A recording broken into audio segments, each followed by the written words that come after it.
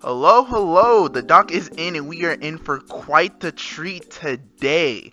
Chapter 162 of One Punch Man has been released and we got a absolute beaut going on today. Not only that, but not only is the quality out of this world, but the quantity of pages we've gotten this week blows my freaking mind.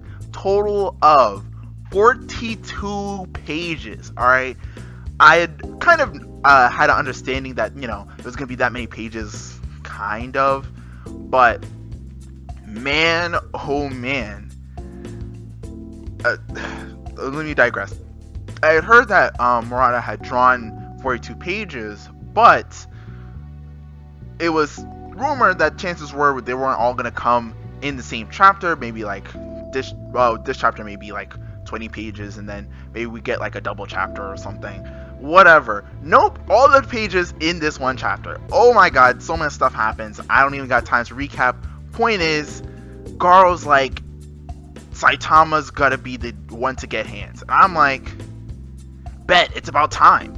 And so let's just hop into this chapter. Alright, so first couple of pages, honestly, I'm not gonna lie, kind of not important, to be honest. We basically have the heroes doing the let's say A class and B class, and basically all the lower level heroes kind of doing they're just getting everybody out of the area because they don't know what's going on. And the last things they've seen were the two super big monsters, Sage Centipede and Evil Natural Ocean, appearing. So they don't really know what's going on with that, but they're just like, alright, we gotta get all civilians out of here, anybody who's weak, whatever. And then we cut to Terrio as they're conversating, and he's basically like, oh, those two monsters, if they were taken care of, my uncle did it. Obviously he's talking about Garou. And as he's like explaining like, oh yeah, my uncle took care of him, and they're kind of like saying like, oh, is he like Tank Top Master or something? And he's like, nah, not that guy. Then they feel like a whole bunch of rumbling and stuff off in the distance, and they're like, shoot, it could really be anything. And we cut to what this rumbling is coming from, and we get the first panel of absolute madness this chapter. I'm telling you, if you haven't read this chapter and you decide to watch this video first, do yourself a favor and take your ass to your computer or your phone, wherever you get your read this stuff, and go read it now. It is so good. And basically on this first panel, we see Garou and Saitama going back and forth. The fight has begun. I wasn't expecting to come this fast, but they're already starting to fight, and it's beautiful. It's really beautiful. And we just get a couple panels of them just going back and forth, starting off with just fast exchanges. We get Garou dodging one of Saitama's punches, which makes sense, hitting him with the heel kick straight into the earth. Apparently they're super high in the ground, high in the sky. And we get Garou following up super fast, coming down into the bottom. He's coming in with a karate chop, the same one that killed Sage Centipede. He's coming in with it, hitting Saitama right on his bald forehead. And as to be expected, Saitama just breaks his hand with his forehead. Just like I said, Saitama's just that powerful. There honestly was no hope for Garou in the first place. His hand literally shatters. His whole upper arm, not upper arm, lower arm, I guess you could say, from like the elbow down, gone. But with his masterization, he just regenerates it really fast. It's kind of interesting, kind of has like a wind thing going on it.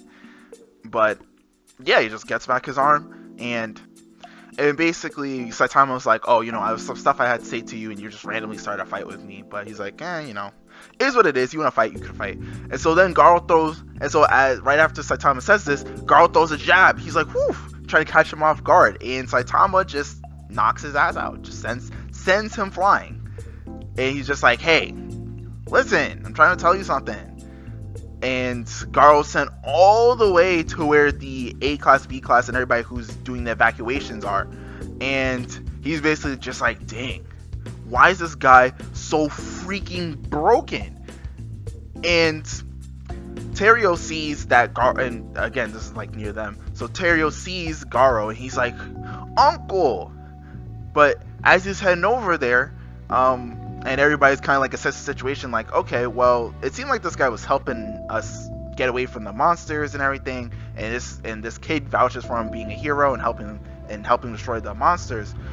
As that's happening, Garou's just like, I can't achieve my ultimate goal. This freaking bald bastard's in my way. He's like, he has a lot of negative emotions going on, and he freaking upgrades. He gets more monsterized. You get this beautiful panel of just Garou looking absolutely horrifying, and Terio's like, oh shoot, and everybody else, all the heroes obviously are like, yeah, that guy's totally a monster. I'm just gonna get this kid out of here. And so Garou is just like kind of acknowledging the fact, like, I got mad and my body seems to have mutated. It's kind of interesting. And all the heroes are basically like, well, we better get the fuck out of here. We are not prepared to fight anybody else today. And Teo is basically like, Uncle! And so they kind of see each other. Garou in his new monsterized form, he's looking way bigger. He even mentions that he's stronger now. And Terio is basically like, I'm so glad you're alive. You're my hero. And Garou's like, can y'all niggas stop calling me a hero? Alright, I went through all this trouble. Like, I got all these cool aesthetics, and y'all keep on calling me a hero. Like, come on. Look at my spikes. Heroes aren't this spiky. Which is true. Usually heroes aren't this spiky, besides maybe their hair. In anime, usually, maybe their sword spiky. But that's Garou's whole deal. He's trying to like explain it to Terio, and Terio is basically like, nah, my nigga, you're a hero. You've been saving me all this time. Anytime I need somebody, you're there for me. And if you keep on beating down all these heroes and keep doing all these bad things, everybody's gonna think you're a villain, but you're not. You're the GOAT. And Garou's just like, yeah, stop crying in front of me. You're cramping my style. I'm trying to be evil, and you're over here being sad. Like, I can't ignore you when you're sad. Come on, stop that. And he's just like, oh, I'm about to show off when the monster wins. Like, you can't, make me feel bad. Also, just to point out about Garou's monster form, previously when he like mutated, it looked like he was full monster, right? Like we noticed that like in his previous like slimmer monster form, one of his eyes was still there, and then when he first transformed again, mutated and everything, it seems like his whole head got completely covered. But now Terio's come back, now it seems like his eyes back to being shown again. I don't know if it's related, or maybe it was just like, stylization choices to like not show his human eye when he was like first transformed, but I thought it would be important to point out. And so Saitama comes in and he's going to Garou. He's like, dude, you beat down all these heroes, you wreck a bunch of issue in the dojos, now you're making kids cry. Like, come on, act like an adult and stop causing so many issues. Basically calling to the idea that Garou's basically acting like a baby about this whole situation. Like, oh my god, I'm a monster, I swear. He's just like, bro, you're just causing a lot of issues. Like, chill out, be an adult, grow up, all that stuff. And Saitama's kind of pointing out, like, oh, did it bother you when I called you a hero and said you were playing a monster, basically? Like, your cosplay looks good. And again, Saitama gag. And Saitama even comments on the fact that, Garou's, like, bigger, like, physically now. He's like, oh, you put on, like, another top or something? And basically Garou's, like, he kind of, like, resolves himself. He's like, hey, watch me, Terio. I'm gonna go, basically he's like, hey, I'm gonna double down on my monster path. I'm gonna beat this guy down. I'm gonna destroy all the heroes and everything. And like, his whole thing is basically like, I'll bring down this whole unreasonable world that made us both cry. Kind of, again, interesting for him to point out that at this point where he literally can just beat down basically anyone. He's still concerned about his backstory where, you know, kids were bullying him and so on and so forth. And Terio's just like, hey yo, you can't be fighting more heroes if people think you're a monster. And Garou's just like, get out of my way, kid. And so Saitama walks up to Garou and he's like, you gonna hit me? You wanna throw heads? I swing, bitch. You ain't gonna do it, pussy. And Garou's like, bet. And he freaking swings. Ooh, it's a deadly punch. What would that be? His right, that's a right hook straight to the jaw on Saitama. And Saitama's just like, well, that was cool and all, but you didn't catch these hands. Slap. Sent him flying. And so Saitama, and so after saying Garou flying, he kind of, Saitama talks to Terio, sorry, and he's like, so you want me to stop him, not kill him, right? And Terio's like, yeah. He didn't say that, but he like nods his head, probably really vigorously. This is a manga, so we can't like see the animation clearly. And so Saitama's like, got you. I'll beat him down. He didn't say this. He says, gotcha, I'll leave it to me. But basically that means Garou's gonna beat the ever-lugging dog crap out of Garou till he accepts that he's not a monster and that he just wants to be like an anti-hero or anti-villain or something. And that is the end of the chapter. And as you can tell, this is a banger. I mean, I'm reading through this thing, and obviously I get like little parts from each panel to kind of like illustrate, you know, the fun bits of, you know, the chapter.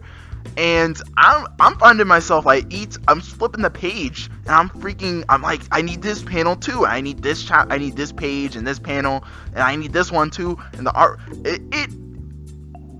this has to be another 10 out of 10 chapter. It's just too good. The art's great, the story is great, the culmination of everything, the freaking length. If you wanted a chapter of the year, just the length alone is. This chapter, the length of this chapter alone, alongside the quality of this chapter, leaves this chapter unmatched. The untentable Murata chapter of 162 is truly a godsend. If there was a god level threat in the manga universe, it would literally just be this chapter, let alone the freaking manga itself. Oh no, it would be over for, oh my god, this is too good. It is sad that season 2 of One Punch Man was very mixed reviews in comparison to season 1 that was basically a godsend, because I feel like the One Punch Man anime deserves like JJK, Demon Slayer. We're talking the best of the best animation treatment, because stuff like this in the manga is good. Oh god, imagine what it would look like animated. Whew. I cannot gush about this enough, and I've been basically gushing about the chapter for the last 13 minutes, and I ain't even gotten to the part where I want to talk about like the stuff that happens in the chapter and like what's gonna happen in the next chapter. I mean, Jesus, this was a great one. All right, like I usually save these things for the end, but if you got to this point, drop a like on the video. I deserve likes because I'm definitely skipping class to record and put out this video within the next 20 to 30 minutes. So yeah, drop a like. I demand it. Even drop a comment. Say thank you for sacrificing your grades for this, because you know what, that's what I'm doing for you. Definitely not for selfish reasons like when to read the chapter and stuff. Then definitely not that. Anyway, putting all that aside, this chapter was quite interesting. It elaborates a little bit more on monsterization. Obviously, we kind of knew that negative emotions play a large role in monsterization, but we kind of see like a real-time event of like, you know, negative emotions lead to power increases. Like, we literally see Garou get mad about how overpowered Saitama is, and he just gets stronger. Now, nowhere near strong enough to deal with Saitama at all, but we're seeing that he's getting his Zenkai boosts, to use that terminology, in this chapter. It probably will continue to get more Zenkai boosts as the fight goes along. If you read the webcomic, you kind of get where this is kind of going. Even when I was reading, I even said it quite literally out loud that, oh, I wasn't expecting to go this fast, because, again, not too much spoilers, but as the fight progresses with Saitama in the webcomic, Garou, as he gets more beat down, he gets bigger and bigger and more monsterized.